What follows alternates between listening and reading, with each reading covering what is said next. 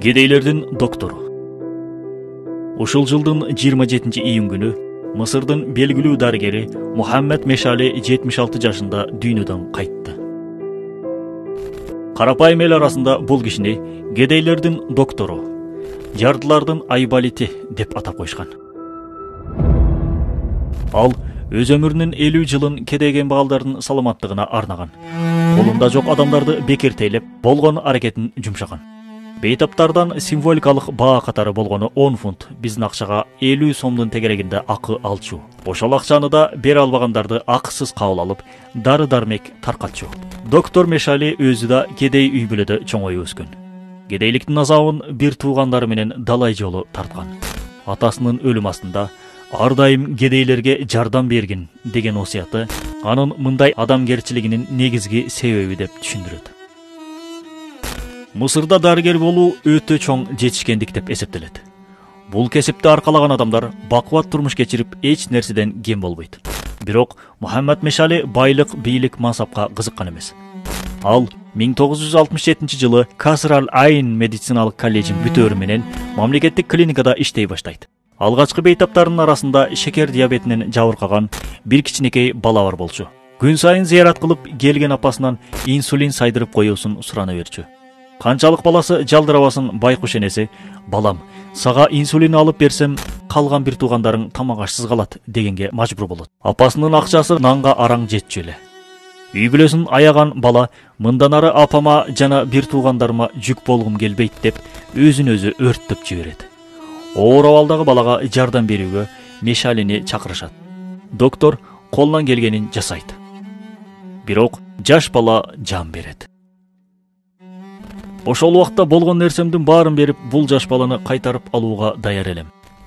Бул окуядан соң өмүрүмдүн аягына чейин кедейлерге жардам берем деп ант иштим. Медицина бул гуманитардык кесип экендигин унутпайлы. Көпчүлүгү коммерция кылып жатат. Мени окуткан агайлардын бири мындай деген: эгерде байыйм, бакубат жашайм деп медицинага келсеңер, жаңылышасыңар. Андайлар каалооңор болсо соодага же биржага баргыла деп айткан эле. Алгач адам болуп, андан соң гана дарыгер болуш керек, дейт доктор Мешали Deutsche Welle басылмасына берген интервьюсунда. Медициналык билим берүү бир топ каражатты талап кылчу мээнет экендигин көбү билет. Доктор Мешали медициналык колледжди бүткөндө раматылык атасы дарыланууга топтогон баардык акчасын уулунун окуусуна жумшап салганын угуп калат. Ошол замат кедейлерге колунан келишинче жардам берип жашайм деп Аллахка убада берип, алгачкы жеке менчик клиникасын ачат. Мамлекеттик ооруканаларда кедейлердин жада калса анализдерге жазып берген дары-дармекке акчасы жетпегенине күбө болуп, дал ошолорду дарылайм деп максат кылат. Ошентип, Тант шаарынын кедей райондорунун биринде Мухаммед Мешали 50 жылга жакын шаардагы жана жакын жайгашкан айыл кыштактардагы бейтаптарга кызмат кыла баштайт. Мынча убакыттын ичинде 3 жеке клиника ачканга жетишет. Күн сайын эртең мененки 9-дан кечки 9-га чейин 12 саат эмгектенчү. Доктордун минген унаасы жок болгондуктан жумушуна жөө барып келчү. Аялы жана 3 баласынын оокаты тың болсо да, боорукер доктор бул дүйнөнүн көптөгөн неаматтарынан баш тарткан. Жада калса, жеке мобилдик телефонда колдонгон эмес. Антисанитариялык шартта жашаган жарандар көпчүлүк учурда дарыгерге лихорадка жана башка жугуштуу инфекциялар менен кайрылчу. Ар бир кайрылууга арзыбаган жарым доллардын тегерегинде акчаны эле төлөшчү. Аны да көбү бере алчу эмес. Анткени көпчүлүк бейтаптар жумушсуз жана оорукчан болушкан. Доктор Мухаммед Мешали аларды жөн гана бекер кабыл албастан, керек болсо дары-дармегине да акча берчү. Күн сайын саат 7:30 ойгонуп, тамактанып алып, доктор Мешали жумушуна жөнөйт. Таң атпай анын клиникасынын оозунда адамдар узун кезекке турушчу. Клиникада шам намазынын азанына чейин эмгектенчү. Имаратты клиника деп айтууга деле тил барбайт. Ошого карабастан эскилиги жеткен жана дуалдары араң турган жайда доктор оорулууларга диагноз коюп, жада калса анализ кылганга да жетишчү. Анализ чыгарган микроскоптун эскилиги ага кабат-кабат оролгон изолента менен эле көрүнүп турчу. Дарыгер күн сайын 50 бейтапты караганга жетишип, жумуш бүткөндө клиниканы өзү эле тазалап койчу. Кээ бир адамдар анын жыртык жана жамак кийимдерди кийип жүдөп жүргөнүн көрүп, доктор деген тыккан болушу керек деп сын айтышат. Доктор буга көп деле көңүл бурбайт. Эң башкысы өзүмө ыңгайлуу болсо болду деп болгонуна шүгүр кылып жашачу.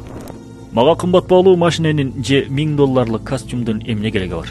Азга топук кыламын. Бир бутерброд же бир аз кебаб күнүмдүгүмө жетет деп көп кайталачу.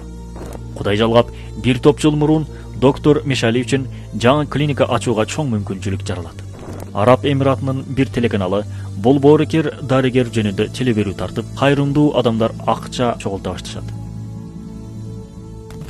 Дарыгердин окуясы Gulf нефт компаниясынын ээсине жетип, ал киши дарыгерге бир кымбат баалуу унаа менен $20,000 акчаны белек кылат.